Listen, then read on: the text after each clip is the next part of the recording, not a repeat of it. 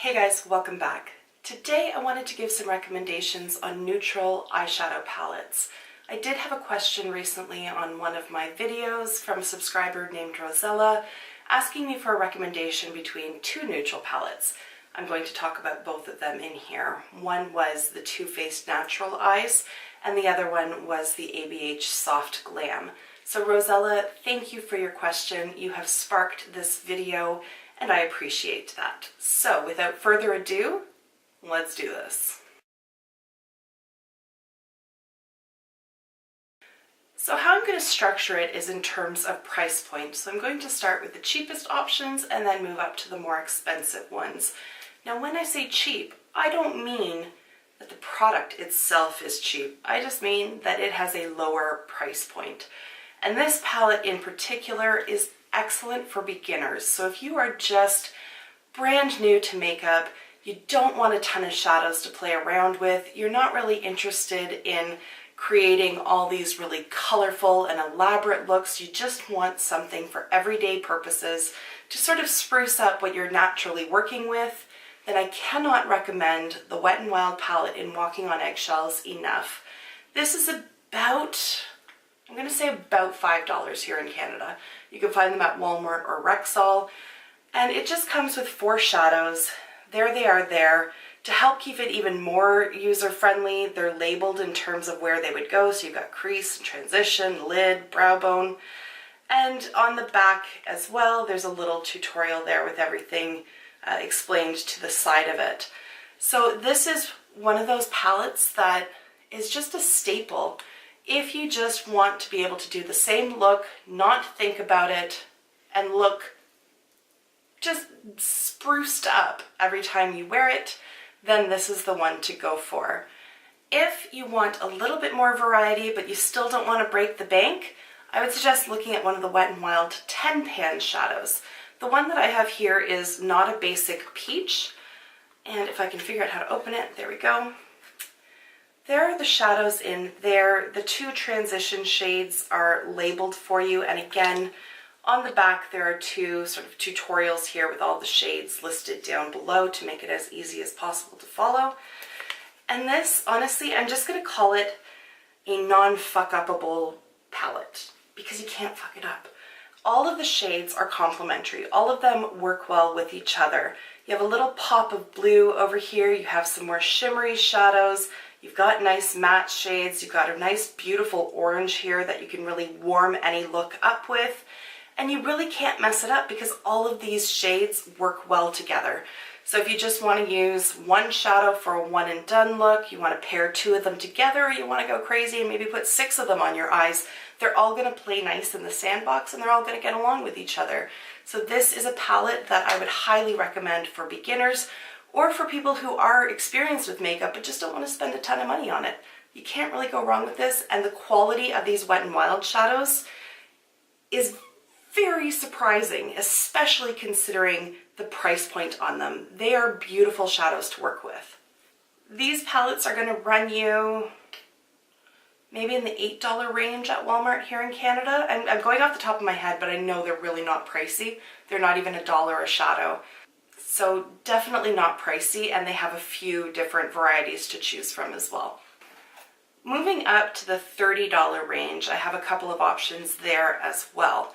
One is from Natasha Denona, and it is the Mini Sunset palette. And again, you can't mess it up.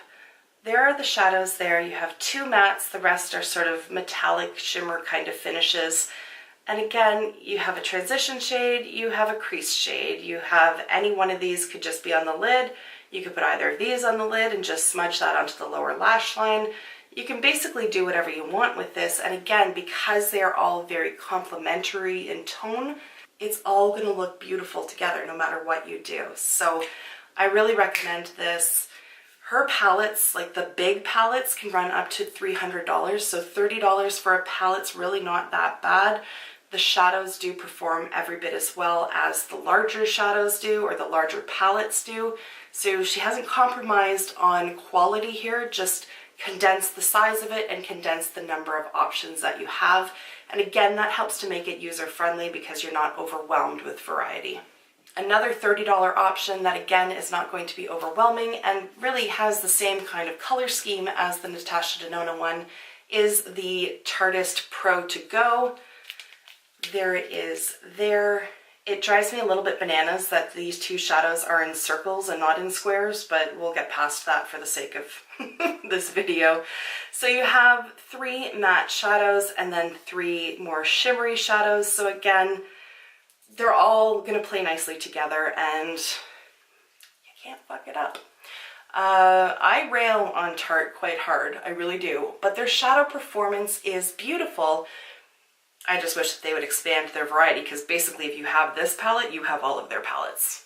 Let's be honest and call a spade a spade. But having said that, if you're looking for a neutral palette that you can just grab and go, not have to worry about it, not have to think about what am I going to pair with what and what is going to look well with another thing, there it is. Moving up to $35, I have 2 Huda Beauty mini palettes to briefly talk about. One is the warm browns, one is the Smokey. I'm a fan of shimmers, so the warm brown one is not the one that I gravitate towards the most because all of the outside shadows here are all matte and the only shimmer is the one in the middle here. Having said that though, if you like warm shadows, it's got everything you need. And I really, really like that this one here is a dark brown and it's not a black. It just works so easily with all of the other shadows that are in there. And the choice that they've made there for the shimmer shadow, of all of the shadows that are in there, this is the intelligent choice to make shimmery because it is going to play nicely with all the rest of them. For me though, the one that I gravitate towards the most is the Smokey Obsessions palette. It's definitely more neutral / cool toned, but there's some great all over the lid options here. These two in particular, and then buffing it out with the matte shadows that are in here. I don't necessarily get upset that this one is black because again, you also have that deep brown as well. And the black just plays well with the different shades that are in here.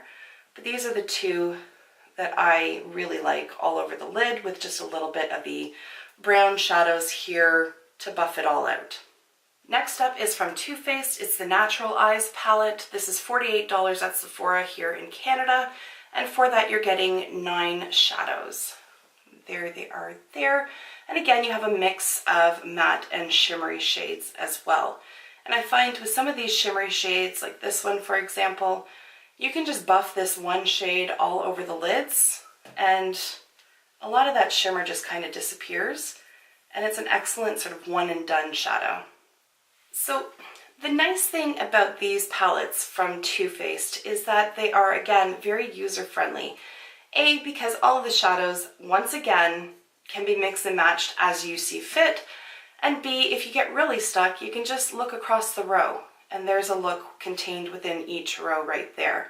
So for example, this one, I would put this all over the inner portion of my lid. I would use this in the crease and transition area, and then I would put this into the outer corner of my lids and then down along the lower lash line as well, and use this one to buff everything out. There's a look right there, and it's about as easy and simplistic as it can get. Now, when Rosella asked me whether I would recommend the Too Faced Natural Eyes versus the Soft Glam, I did say go for the Soft Glam. Soft Glam is going to run you about $7 more here in Canada. It's $55. But for that, you are getting a lot more option. So there are a lot more shades in here.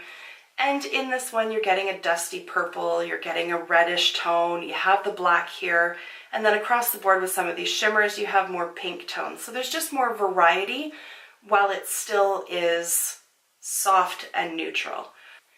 With this one, I don't see that anything is really going to be jarring with anything else. Like there's no real shades in here that I would say, if you pair those two together, you better be brave. There's really none of that going on.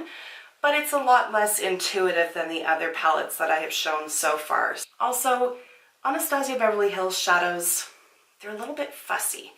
They want to be touched very softly. They don't respond well to aggression. So if you happen to have a heavy hand, or if you're really just not experienced with shadows, this one might frustrate you because it does produce a lot of kick up. and it just takes a bit of effort to work with these ones. This one's not as bad as, say, Subculture, but I find even with Modern Renaissance that it takes more time to use it than, say, this palette will, simply because of the nature of the powders themselves. Another $55 option, also from Too Faced, is the Just Peachy Mattes palette. This one is edging more towards just being warm, but there's still enough neutrality in there that I thought I would include it just for shits and giggles. So there are the shades there. As the name would suggest, they are all matte. Now, I personally do enjoy shimmer, so when I use this one, I typically reach for another palette just to bring in some shimmer for like the center of the lid kind of deal. But I love this palette. I love this palette. I do. I love the tones in it. Again, I love that they restrained themselves from going for a deep black and included a dark brown instead. It just makes it more cohesive. If there was a black in here, I would probably never use it, but that deep brown really helps to deepen up like the outer corners and to just add dimension when you're using these shadows. It smells effing divine. It smells more creamy than straight up peach, and I'm just gonna act like a creep for a second and just smell my eyeshadow palette, but it's just so good. Aside from that, the shadows blend beautifully as well. Also, side note, I fully acknowledge the irony of me talking about neutral eye palettes while I'm wearing glitter. I have no other chance to wear glitter aside from doing YouTube videos, so let's just roll with it. Okay? Okay. For $62, you can pick up the Kat Von D Shade and Light eye palette. Not the shimmery one. I never saw the value of that. I like shimmer shadows, but I don't want all shimmers. So again, this one is all matte, so I typically do reach for something else. I just use this more for when I'm looking for a dark brown or a reddish brown. Like, I use this as a filler palette, but if you like mattes, it can stand on its own. The nice thing about this, and particularly if, again, you are not as experienced with makeup or you're just looking for something mindless, and I don't mean that in a negative way, I just mean that you don't have to put a ton of thought into it first thing in the morning. This is sectioned off. You can see underneath each of these bigger pans here. So you have your warms, you have your cool tones, you have neutral. So you can just, this is a look, this is a look, this is a look. I suppose you could mix and match. I mean, there's really no rules about it, but it just makes it easier. But I really like this as a staple palette in my collection, so that if I'm using loose pigments and looking for something to put into the transition or to put along the lower lash line, I often reach for this one simply because it has the spectrum of brown that I could possibly need, and cream and gray and black. You know what I mean? Like, it's all in here. So to me, this is a staple. Last up, coming in at $70, which is quite pricey, Laura Mercier. This is more if you prefer cool tones. So if you want a cool toned, neutralish kind of palette, this is an excellent option. So you can see there's a lot more purples in here. There are some browns still, but every shade still brings something different to it. And this one right here, African Violet, is so pretty.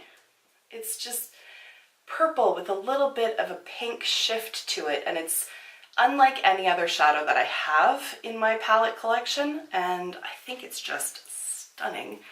And again, you can't mess this palette up. So yes, it's pricey, but it's gorgeous, and the shadows are all just lovely to work with. My camera just overheated, and while I was waiting for it to cool down, I just checked the status of my face to find black shadow on the tip of my nose. So I don't know how long it's been there. I apologize if it was very distracting. F. Anyways, last two palettes. One of them I don't actually have, but I have pretty much every other palette from Juvia's Place. This one in particular is the Saharan, and it'll cost you $21 US on their website, though they often have up to 40% off sales. There are the shadows in it there. So this one is getting a little bit more complex. There are more tones to choose from in here, and you have darker, warm shadows. You have a dark teal color over here. My only complaint with this palette is that this is not a dark brown, but these shadows are so gorgeous. They are so pigmented. They blend so nicely. The shimmers last all day. Like that gold is absolutely stunning. There's a little selection of them there. You can see just how nice and smooth those matte shadows are. And it's just a dream to work with any Juvia's Place palette. You can see them in the background here. I have a stack of them. 1, 2, 3, 4, 5, 6, 7. And they're all equally beautiful. There are no duds in the bunch. There are no shadows that underperform, just even across the board, which is why I can also recommend the Warrior palette, although I don't actually own it yet. I'll just bring up the picture of it here. So very much a neutral palette, but I can all but guarantee it is going to be stunning to work with. So this is one, although I do not need any more neutral palettes, clearly, look at all the ones I just talked about, this is one that's on my wish list. All right, that rounds it up. Those are the neutral palettes that I would recommend, whether you are a beginner or extremely experienced with makeup, whether you only have a few dollars to spend, or whether you are willing to shell out $70 for a palette. So I hope that this was helpful. I hope that you gained some valuable recommendations from this. If there are other palettes that you absolutely love that I didn't mention, please feel free to add them in the comments down below. I love hearing from you guys, and I think we can all stand to gain insight from each other, so feel free. And with that being said, I'm gonna wrap it up.